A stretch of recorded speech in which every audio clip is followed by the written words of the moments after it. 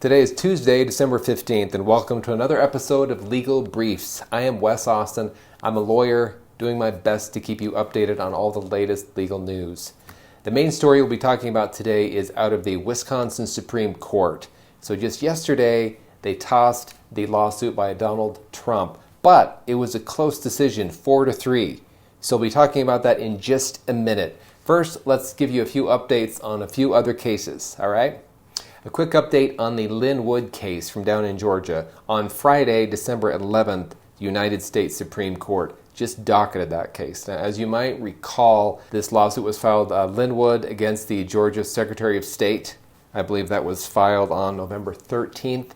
That was where the district court said that Linwood lacked standing. He appealed that to the 11th Circuit, and I believe it was December 5th where the 11th Circuit affirmed the district court saying, yeah, Linwood, you don't have standing. So Linwood appealed that on December 8th to the United States Supreme Court, and on Friday, December 11th, the United States Supreme Court docketed that. So it's on their schedule. We'll keep an eye on that. Don't keep your hopes up that anything is going to happen with that one. Remember, as far as election lawsuits go with the United States Supreme Court, it is 0-3. They've had 3 chances to look at it, and they've taken 0 of those 3 chances. So I think the odds are not great that they're going to look at this Linwood case either. But we'll keep you posted.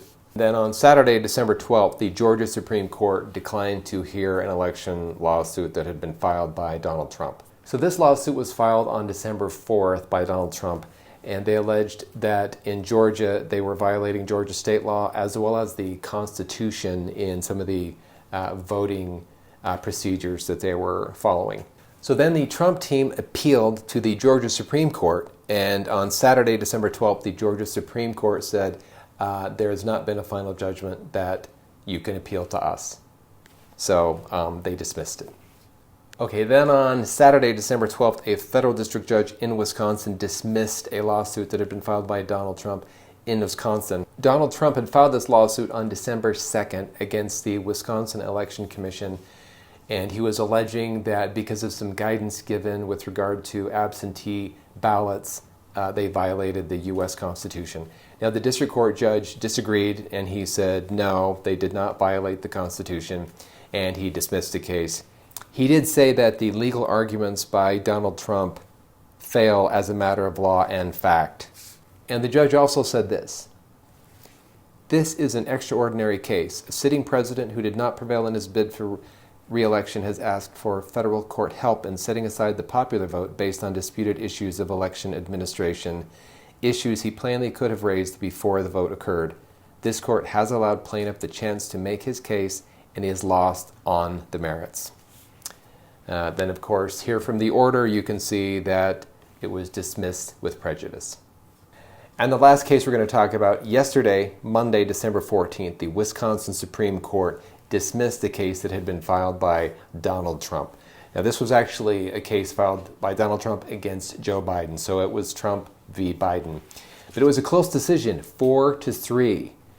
That's what makes this pretty interesting, because I don't know that we've seen another case where it was so close in this area before. So we're going to look at some of the language from the dissent in just a minute, but let's first tell you what this lawsuit was about. Besides the election, no duh. But more specifically, Donald Trump's re-election campaign, they were seeking to invalidate 4 groups of ballots from Dane and Milwaukee counties. One of them had to do with the indefinitely confined, so that was one group. And then the other 3 groups of the absentee ballots had to do with absentee ballots where there wasn't a proper written request that had been made for the ballot. Some were also collected by poll workers at Madison Parks, and we also had one group where clerks were filling in missing information on the ballot envelopes. So those were the 4 different groups that they were trying to have disqualified.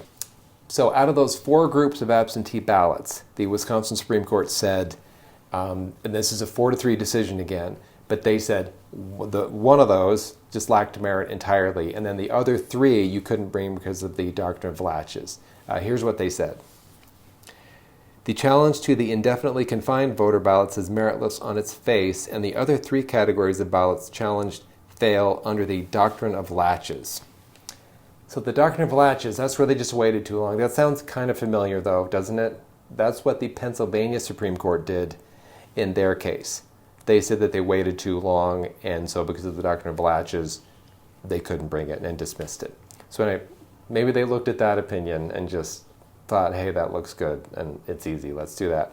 Now remember, this opinion from the Wisconsin Supreme Court was 4-3, so it was very close. We had 3 judges that believed the arguments that were being made, or at least some of them, by Donald Trump. Now here's what they said in the dissent, okay? The 3 judges who disagreed with the majority. The majority does not bother addressing what the boards of canvassers did or should have done, and instead, 4 members of this court throw the cloak of latches over numerous problems that will be repeated again and again until this court has the courage to correct them. So we had 3 judges on the Wisconsin Supreme Court who believed that some of these practices were illegal. All right, thanks for watching, everybody. Stay tuned for further updates.